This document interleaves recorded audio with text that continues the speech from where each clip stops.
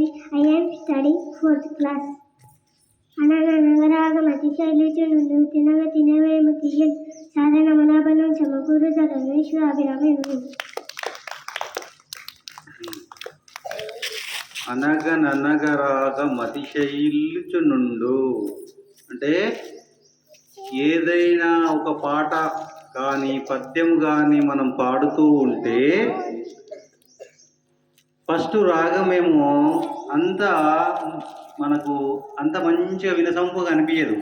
అదే రోజు రోజు మనం అలాగే హమ్ చేసుకుంటూ పోతుంటే కదా. ఇప్పుడు ఈరోజు పాట పాడినాం అనుకోబట్టి రాగం అంత మంచిగా రాకపోవచ్చు, కానీ ఆ పాటను రాగము రేపు మళ్ళా పాడుతూ ఇట్లా రోజు రోజు పాడుకుంటూ పోతే ఆ రాగము చాలా వినసొంపుగా వస్తుంటుంది. అదేవిధంగా తినగ తినగ వేము తీయనుండు. వేము అంటే వేపాకు. తినగ తినగా మనము రోజు తింటూ ఉంటే వేపాకు ఉంటుంది తెలుసు కదా. వేపాకు ఎలా ఉంటుంది? చేదు ఉంటుంది. కానీ దాన్ని రోజు మనం తింటూ ఉంటే అది చాలా తీయగా ఉంటుంది. సాధనమున పనులు సమకూరు ధరలోన. సాధనం అంటే ప్రాక్టీస్ చేయడం.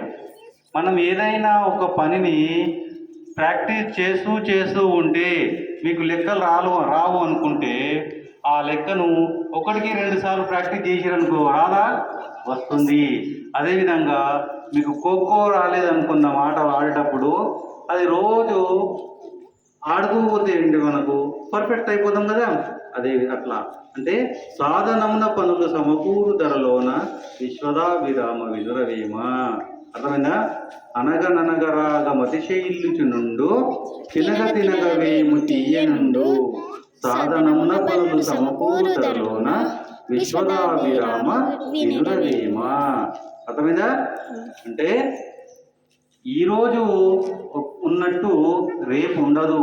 ఈరోజు మన పాట పాడితే కొంచెము అటోయిట్ వస్తుంది, రేపు మంచిగా మృదువుగా మంచిగా వినసొంపుగా వస్తుంది. అదేవిధంగా మనము వేపాకు రోజు తింటూ ఉంటే చేదు అనేది తీయగా అవుతుంది.